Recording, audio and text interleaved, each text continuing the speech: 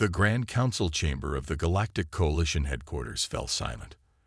Admiral Krolvex, his blue skin looking paler than usual, stared at the holographic display showing their territory. Large sections glowed red, marking planets lost to the enemy. "We have lost another 3 systems this week alone," Admiral Krolvex said. His 4 arms gripped the edge of the table. "The Vorax advance faster than we can evacuate our people." Around the oval table sat representatives from the 17 species that made up the coalition.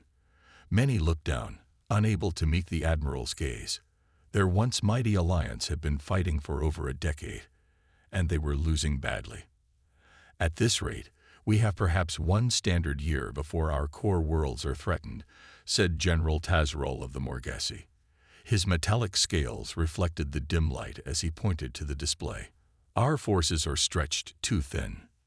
"We have superior technology," protested Minister Yelena. Her crystalline form sparkled as she spoke. "Our ships are faster, our weapons more advanced." "And yet we continue to lose," said Krolvex. "The Vorax adapt quickly. They care nothing for individual losses. They sacrifice thousands to learn our tactics, then counter them perfectly." Images of the Vorax appeared on the display. They resembled giant insects with armored exoskeletons and multiple limbs, ending in razor-sharp claws. Their hive mind made them dangerous opponents. When one learned something, they all knew it. "They have consumed all organic matter on 37 worlds now," reported Science Director Helan, a small furry being from the Pellerin system. "Nothing remains but barren rock. They strip planets completely before moving to the next." The room grew colder as the council members considered their fate. If the Vorax won, it wouldn't mean just defeat, it would mean extinction. "Perhaps there is another option," said a quiet voice from the end of the table.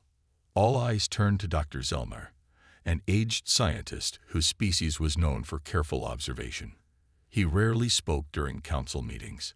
"Explain," ordered Krolvex. Dr. Zellner stood slowly. "Our deep space explorers recently made contact with a previously unknown intelligent species. They come from a small, isolated planet in a rather unremarkable solar system." "How does this help us?" asked General Tazrel impatiently. "These beings are primitive by our standards. Their technology is thousands of years behind ours. They have barely begun to explore their own solar system," continued Dr. Zellner. "But they possess something unique among all species we have encountered." He pressed a button, and the holographic display showed a small blue-green planet. "They call themselves humans from the planet Earth, and they have spent their entire history fighting wars against each other." Confused murmurs spread through the chamber. "Why is this significant?" asked Minister Yelena. "While we developed technology, they developed warfare," explained Dr. Zellner. "Their history is filled with constant conflict. They have thousands of years of experience in combat strategy, guerrilla tactics, psychological warfare, concepts our civilization outgrew centuries ago." Admiral Krolvex leaned forward. "You suggest we ask these primitives for help. What could they possibly offer against the Vorax?" "A different way of thinking," said Dr. Zellner. "Our strategies are logical, predictable. The humans are not. They understand something about war that we have forgotten." "Their technology," began Minister Yelena. "We would provide the technology," interrupted Dr. Zellner. "They would provide the tactical expertise." Admiral Krolvex stared at the image of Earth rotating slowly in the display. Their situation was desperate. The coalition forces retreated further each day. What harm could come from exploring this strange option? "How would we even communicate with them?" asked General Tazrel. "We've been observing them for some time," said Dr. Zellner. "We can speak their languages. They are a divided planet with many nations, but they have organizations that coordinate global defense." Admiral Krolvex made his decision. "Prepare a diplomatic vessel. I will lead the mission myself." He looked around the chamber. "Unless anyone has a better solution to offer."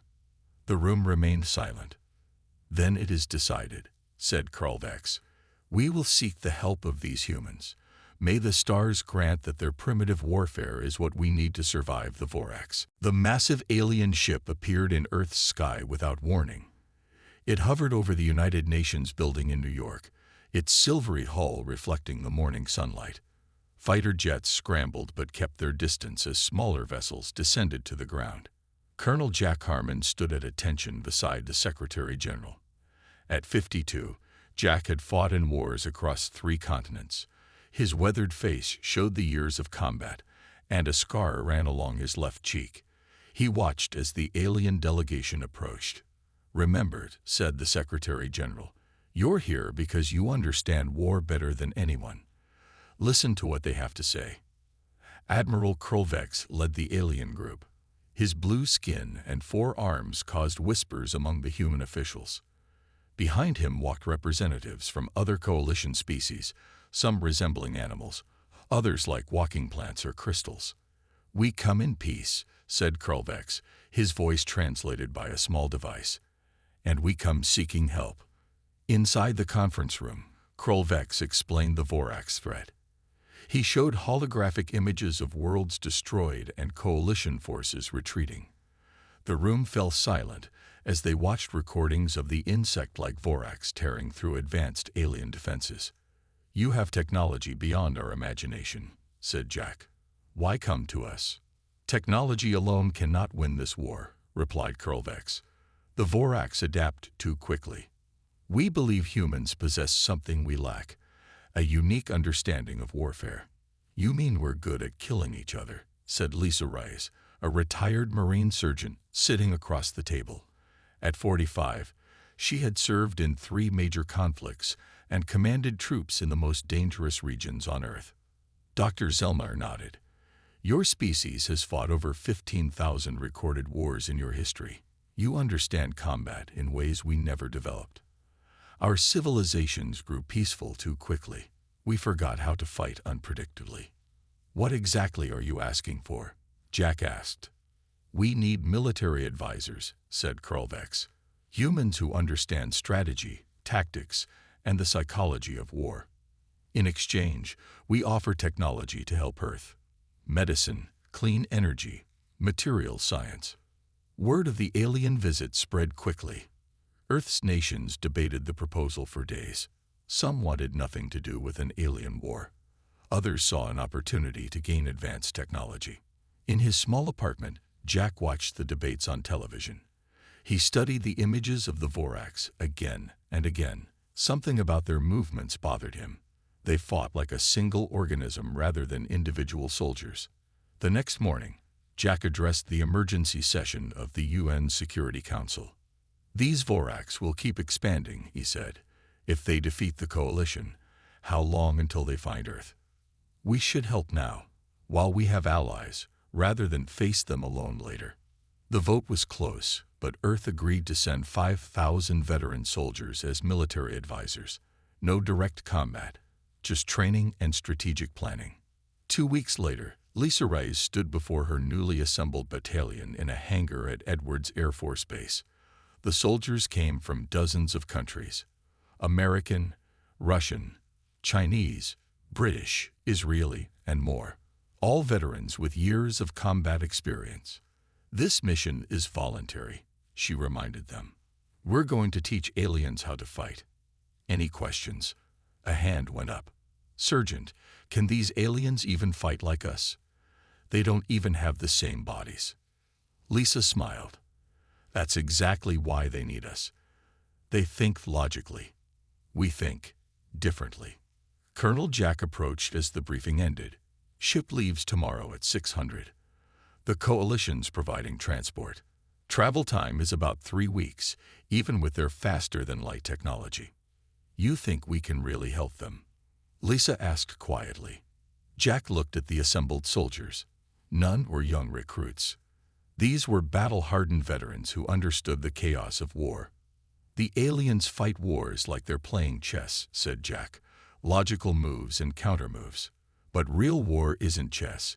It's dirty and confusing and unpredictable. And that's something humans understand better than anyone." As the sun set, the soldiers made final calls to family and friends. Tomorrow, they would leave Earth behind to teach aliens the human way of war. The human soldiers stepped off the transport ship onto the gleaming surface of Andoria Prime. The Coalition headquarters stretched across the horizon, a city of towering crystal spires and curved metal structures. 5,000 humans stood in neat formation, dwarfed by the alien architecture around them. Major Steve Gordon whistled softly. They weren't kidding about being technologically advanced. Colonel Jack moved through the ranks, making sure everyone stayed calm. Many soldiers were seeing alien life for the first time. The Coalition had sent representatives from all 17 species to greet them, creating a strange lineup of beings that ranged from humanoid to utterly foreign. Admiral Krolvex stepped forward. "Welcome to Andoria Prime. Your quarters are prepared. Tomorrow, we begin integration with our military command." Lisa Reyes noticed something odd about the alien soldiers standing at attention nearby. "They're too perfect," she whispered to Jack. "No variation in stance, no adjustments, like statues."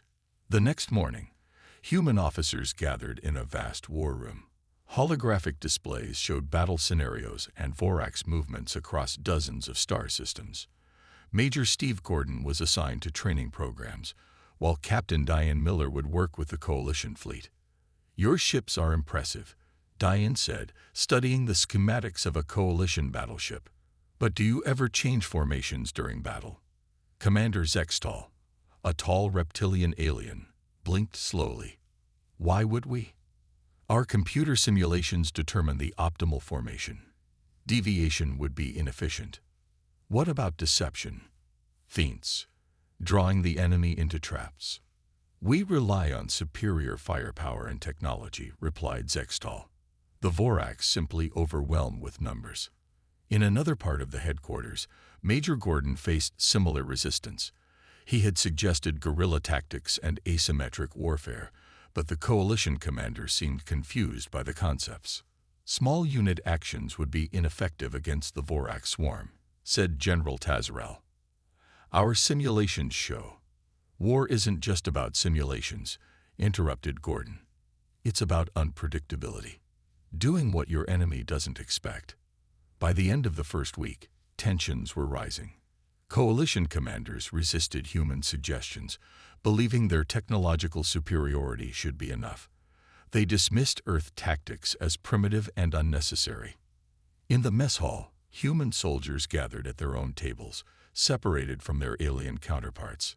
"They don't get it," said Lisa, pushing food around her plate. "They fight like machines. Everything by the book." Jack nodded. "They've forgotten that war is chaos. Their technology made combat too clean, too predictable." The humans got their chance to prove themselves sooner than expected. A Vorax scouting party was detected near an outpost at the edge of the system. Despite Coalition protocol calling for a full battle group response, only a small patrol ship was within range. Jack convinced Admiral Krolvex to let a mixed team of humans and aliens intercept. 20 soldiers boarded a Coalition shuttle, armed with a combination of alien energy weapons and human tactical knowledge. When they reached the outpost, they found 3 Vorax ships scanning the facility. Coalition procedure would have been to directly engage with superior firepower. Instead, Lisa suggested a different approach. "Split into 3 teams," she said. "We'll use the debris field for cover and approach from multiple angles. Hit and fade attacks." The alien soldiers looked uncertain, but followed orders. As they launched their attack, the Vorax responded with typical coordinated precision. But the human-led teams kept changing positions, firing from unexpected locations, and creating confusion. "They're like one mind," observed Jack as he watched the Vorax ships try to track the attackers. "They expect patterns they can adapt to." Within an hour, 2 Vorax ships were disabled, and the third retreated. Not a single Coalition soldier was lost. Back at headquarters, Admiral Krolvex reviewed the mission recordings with his war council. The victory was small but significant. "Perhaps," he said slowly, "there is something to these human methods after all." He turned to Colonel Jack. Tell me more about this concept you call psychological warfare. For the first time since arriving, Jack smiled. The real training could finally begin. The alarm blared throughout the Coalition headquarters. Captain Alan Wright ran to the command center, joining the crowd of officers staring at the main display. A massive Vorax fleet had appeared in the Pellerin system, a key supply hub for Coalition forces. The Pellerin system has minimal defenses, said Admiral Krolvex. Standard protocol is to evacuate and concede the territory. Alan stepped forward. Sir, Pellerin is critical. If we lose those supply depots, 3 sectors will be cut off. We cannot move our main fleet in time, replied Krolvex. The defense force there is not strong enough to hold. Alan looked at the tactical display. Let me take a small team. We can reinforce the ground troops while you gather your fleet. The Admiral hesitated. Your team would be vastly outnumbered. Sometimes a small force in the right place is better than a large force in the wrong place, said Alan. Against his better judgment, Krolvex approved the mission. Alan selected 30 human soldiers and 10 Coalition aliens who had embraced human tactics. They boarded a fast transport and reached Pellerin just as the Vorax began their landing operations. The main settlement on Pellerin's third moon was already under attack. The Coalition commander, General Etheron, had positioned his forces in a standard defensive formation around the main supply depot. We should spread out, Alan suggested as they joined the defense. Create smaller targets, set up crossfire zones. Negative, said Etheron. Coalition doctrine states we maintain a unified defense perimeter. Before Alan could argue, the Vorax attacked. Thousands of insect-like soldiers swarmed toward the Coalition line. Their coordinated assault targeted the center of the formation, exactly where Coalition doctrine placed the command unit. They know your playbook, shouted Alan as the line began to break. You need to adapt. Etheron refused to change tactics. The Coalition forces held their positions as the Vorax pressed forward. Alan made a quick decision. Human team, we're going mobile. Jen, take 5 soldiers and secure that ridge. Carlos, your team takes the eastern approach. Rest with me. The humans split off, moving to key positions around the battlefield. When their ammunition began to run low, they adapted Coalition energy weapons in ways the aliens never considered. Soldier Gray Harris discovered that adjusting the power settings created an overload effect, turning the weapon into an improvised grenade. Lisa rigged communication devices to emit frequencies that seemed to confuse the Vorax hive mind connection temporarily. Every human innovation forced the Vorax to pause and adapt, buying precious minutes. On the second day, the Vorax pushed through the main Coalition line. General Etheron was killed, and the remaining alien forces retreated to the supply depot. Alan's scattered teams found themselves holding the only defensive positions remaining. Fall back to the mountain pass, Alan ordered over the radio. We'll hold them there. The narrow pass became the final stand. Humans set traps along the approach, using mining explosives from the depot. They fought in shifts, never presenting the same defense twice. When the Vorax adapted to one tactic, the humans switched to another. For 3 days, they held the pass. 7 humans died. The rest were wounded but continued fighting. They named the position Last Chance Pass and prepared for the final Vorax assault. On the morning of the 4th day, Coalition reinforcements finally arrived. Admiral Krolvex led the fleet personally, breaking through the Vorax blockade and landing fresh troops. What they found amazed them. The small human force had decimated a Vorax army 10 times their size. The pass was littered with Vorax bodies, and the few surviving humans were still fighting from improvised positions. Impossible, whispered Krolvex as he surveyed the battlefield. Their tactics shouldn't have worked against such numbers. Alan, his arm bandaged and face covered in dirt, approached the Admiral. With respect, sir, you've been fighting the wrong kind of war. Against a hive mind, being unpredictable is your best weapon. That evening, The Coalition War Council met on the command ship. For the first time, humans were invited not as advisors, but as equals. "Tell us," said Admiral Krolvex to the assembled human officers, "everything about how you fight wars. This time, we will listen." The main war room of Coalition headquarters looked different now. Maps and paper charts covered the holographic displays. String and pins marked fleet positions instead of computer projections. Humans and aliens worked side by side, planning the next phase of the war. Admiral Krolvex had given humans full authority to implement strategic changes. After the victory at Pellerin, even the most stubborn coalition commanders accepted the human tactics worked against the Vorax. Sergeant Kelly Thompson stood before the War Council, presenting a new battle doctrine. At 38, Kelly had fought in urban conflicts and specialized in adapting tactics to unexpected situations. "The Vorax fight as one mind, but they expect us to do the same," she explained. "Their advantage is perfect coordination. Our advantage must be perfect unpredictability." She outlined a strategy that divided coalition forces into smaller, more flexible units.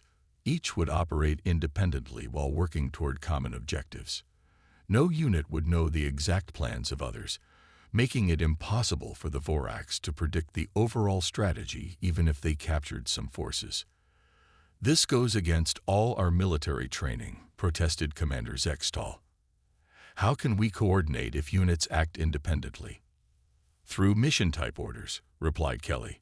"Each unit knows the objective, but decides how to achieve it based on the situation they face." Colonel Jack added, "Your technology combined with our tactics gives us the edge. The Vorax adapt quickly, but they adapt to patterns. If we constantly change our patterns, they must constantly readapt." While Kelly worked on strategy, human engineers helped modify coalition weaponry. The aliens had designed perfect, efficient weapons that never varied in performance. Humans made them dirtier, louder, and more adaptable. "This reduces efficiency by 23%, complained a coalition engineer as Lisa Reich showed him how to modify a rifle. "It also makes every weapon behave slightly differently," Lisa explained. "The Vorax won't know what to expect."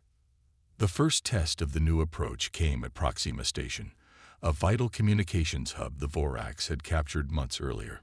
Instead of a direct assault with overwhelming force, the Coalition sent 30 small teams approaching from different vectors. Some attacked power supplies, others targeted communication arrays, some merely created distractions. No team knew what the others were doing, creating a chaotic battlefield that confused the Vorax hive mind. Major Steve Gordon led the main strike team. They breached the station's central control room, just as the various diversions reached their peak. The Vorax defenders, pulled in multiple directions, couldn't mount an effective response. "They're trying to figure out our master plan," Steve told his team as they secured the control room. "They don't understand there isn't one." The station fell in 6 hours with minimal coalition casualties. It was the first major victory in nearly a year. Word spread quickly through coalition space.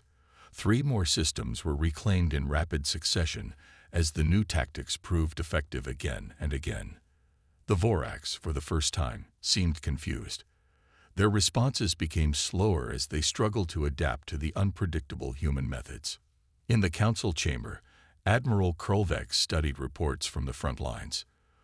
"The Vorax are pulling back forces from multiple sectors," he announced.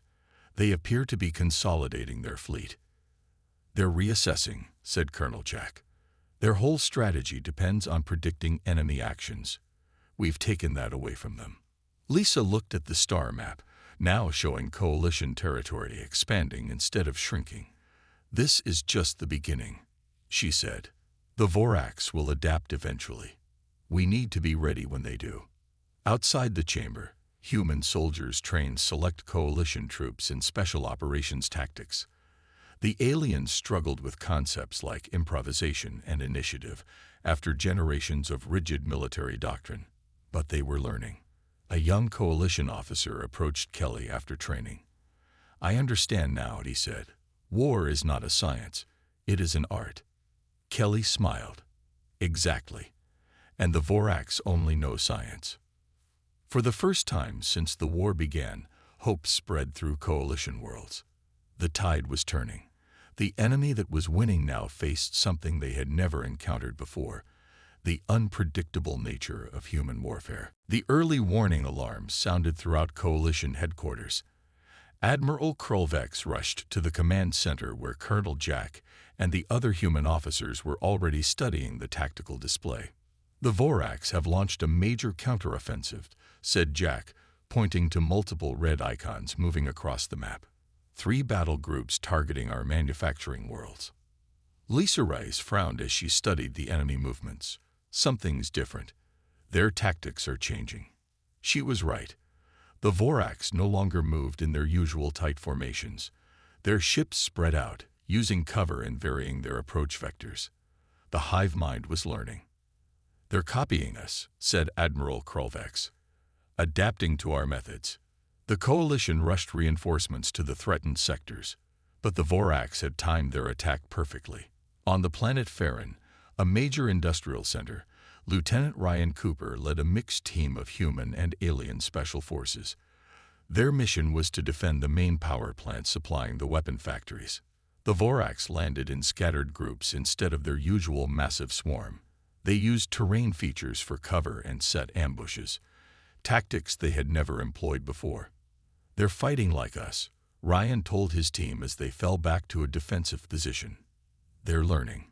The battle for Farron lasted 3 days. Ryan's team was cut off from the main coalition forces and found themselves operating behind enemy lines. While hiding in an abandoned mining complex, they discovered something disturbing: a Vorax research facility. Inside were holding cells containing captured humans. The Vorax were studying them, learning how humans thought and fought. Monitoring equipment recorded their brain activity and physical responses. "This is how they're adapting so quickly," Ryan said. "They're literally getting inside our heads." One of the coalition aliens, a telepathic Medusan named Zora, touched the wall of the facility and closed her eyes. "They are connected to the hive mind. Every observation is instantly shared across all Vorax forces." Ryan knew they needed to free the prisoners and destroy the facility, but he also saw an opportunity. "If they can learn from us, maybe we can feed them the wrong lessons." The team infiltrated the facility using breaching charges made from mining explosives. They freed 20 human prisoners, all former soldiers captured in various battles. The free humans were weak but determined to help. "They kept asking us questions," said one rescued soldier, "about why we make certain decisions in battle. They're studying how we think." As the team prepared to destroy the facility, Ryan had an idea. "Zora, can you project thoughts that the Vorax would pick up?" The Medusan nodded. "With physical contact to their communication node, yes." "Good. Let's give them something to think about." While the rest of the team planted explosives, Ryan and Zora accessed the main communication node. Zora placed her hands on the pulsing organic technology and began projecting false tactical information into the Vorax network: incorrect human battle doctrines, flawed assumptions about strategy, and misleading information about coalition plans. "Will this work?" asked one of the alien team members. "Humans have a concept called disinformation," Ryan explained. "In war, sometimes feeding your enemy false information is more valuable than denying them any information at all." As they evacuated with the freed prisoners, the facility exploded behind them. Ryan's team made their way through Vorax-controlled territory, using the very confusion they had created to mask their movements. Back at Coalition headquarters, word of the Vorax adaptation spread concern. The initial advantage of human unpredictability was fading as the enemy learned. "We need to take this further," Colonel Jack told the War Council. "If they're studying how we think, let's give them contradictory information. Different units should use completely different tactics. We'll make our own forces a mystery even to ourselves." Admiral Krolvex considered this. "You suggest we intentionally create confusion in our own ranks?" Jack nodded. "Exactly. Controlled chaos. The Vorax think they're learning to predict us, But what if there's nothing consistent to predict? When Ryan's team finally returned with the rescued prisoners and information about the research facility, their discovery changed the war strategy. The coalition began a new campaign, not just of unpredictable tactics, but of deliberate misinformation. They leaked false battle plans. They established patterns only to break them. They created an environment where the Vorax could never be certain which human behaviors were real and which were deceptions. Slowly, the Vorax advance faltered as confusion spread through their hive mind. The massive coalition fleet gathered at the edge of the Taurus Nebula. Over 500 ships of various sizes formed into groups, each one led by human commanders. 6 months of victories had pushed the Vorax back to their core systems.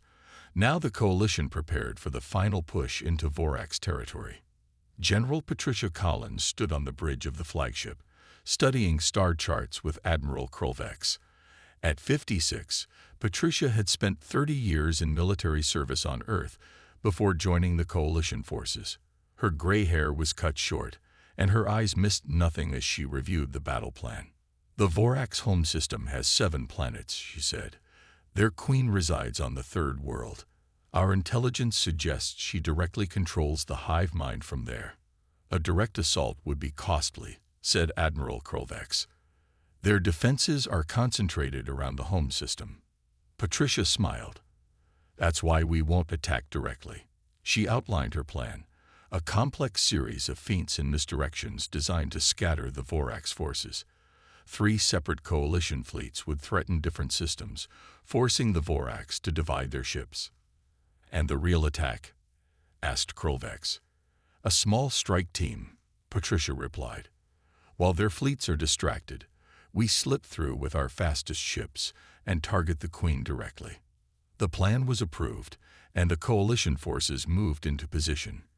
Human psychological warfare units broadcast confusing signals across Vorax communication channels. Some contained false battle plans. Others held meaningless static designed to stress the hive mind's ability to process information. The first phase worked perfectly. Vorax forces rushed to defend systems that were under only light attack, leaving gaps in their defensive line. The main Vorax fleet chased a decoy group, falling for the human deception. Sergeant Frank Martinez led the strike team aboard the coalition's most advanced stealth ship. Frank had once been a Special Forces operator on Earth, specializing in high-risk infiltrations. His team consisted of 20 humans and 10 aliens who had mastered human fighting methods. Their ship slipped through the thin Vorax defenses and approached the Queen's planet. As they entered orbit, automated defenses detected them and opened fire. The ship took damage but managed to land near a massive structure that housed the Vorax command center. "Remember," Frank told his team as they prepared to disembark, "we need to reach the central chamber and disrupt the Queen's connection to the hive mind, even temporarily." The team fought their way through the structure, facing increasing resistance as they approached the center. The Vorax defenders fought with desperate intensity, sensing the threat to their queen. Coalition technology had provided the team with advanced weapons, but it was human combat skills that made the difference. In close quarters, the human soldiers demonstrated why they excelled at warfare. They adapted instantly to changing situations, used the environment to their advantage, and coordinated without needing to speak. The aliens on the team had learned these skills through months of training. A Medusan named Zora used her telepathic abilities to confuse nearby Vorax. A reptilian warrior named Kexfor had abandoned his species' formal combat style for the more fluid human approach. After hours of fighting, they reached the massive doors of the central chamber. Coalition explosives breached the entrance, and Frank led the team inside. There, suspended in a glowing energy field, was the Vorax Queen, a creature 4 times larger than the drones, with an enlarged head housing an enormous brain. "The neural transmitter," yelled Frank, pointing to a pulsing device above the Queen. "That's what connects her to the hive mind." While half the team held off the guards, Frank and 3 others fought their way to the control platform. The Queen screeched, a sound that made the humans' ears bleed. 2 team members fell. their minds overwhelmed by the psychic assault. Frank reached the transmitter and placed the disruptor device. The Queen sensed his intention and lashed out with a massive limb, catching him across the chest. Despite broken ribs, Frank activated the device. The effect was immediate and dramatic. Throughout Vorax space, drones suddenly lost their perfect coordination. Ships stopped in mid-maneuver. Ground forces fell into confusion. Frank dragged himself back to his team as the chamber shook around them. Mission accomplished. He gasped through the pain. Let's go home. In space, the coalition fleets pressed their advantage, pushing toward the heart of Vorax territory. For the first time since the war began, victory seemed possible. 1 month after the attack on the Vorax Queen, the Coalition War Council gathered on the flagship orbiting the Vorax homeworld. The massive space battle had ended with the surrender of the Vorax forces. Disabled ships drifted in space, and the Queen had been captured alive when Coalition forces took the command center. Colonel Jack Harmon stood at the window, watching as Coalition vessels secured the planet below. After nearly a year of fighting alongside the alien coalition, he had seen enough death and destruction. What happens now? He asked Admiral Krolvex, who joined him at the window. Our tradition would be to eliminate the threat entirely, said the Admiral. The Vorax have destroyed dozens of worlds. They would have consumed us all given the chance. Lisa Reyes, now promoted to commander, shook her head. Genocide isn't victory. It's just more death. The council debated for hours. Many coalition species wanted the Vorax completely destroyed, arguing that the hive mind would always be a threat. The human representatives pushed for a different approach. On Earth, we learned that how you end a war determines if it's truly over, said General Patricia Collins. Kill them all, and survivors will remember and seek revenge someday. Find a way for both sides to live, and peace has a chance. In the end, the humans prevailed. The coalition presented terms to the Vorax Queen. Her species would be confined to their home system. Their military capabilities would be limited and monitored. In exchange, they would be allowed to exist. The Queen, her connection to the hive mind, temporarily restored under controlled conditions, agreed to the terms. Without her armies spread across the galaxy, the Vorax could sustain themselves on their own worlds without consuming others.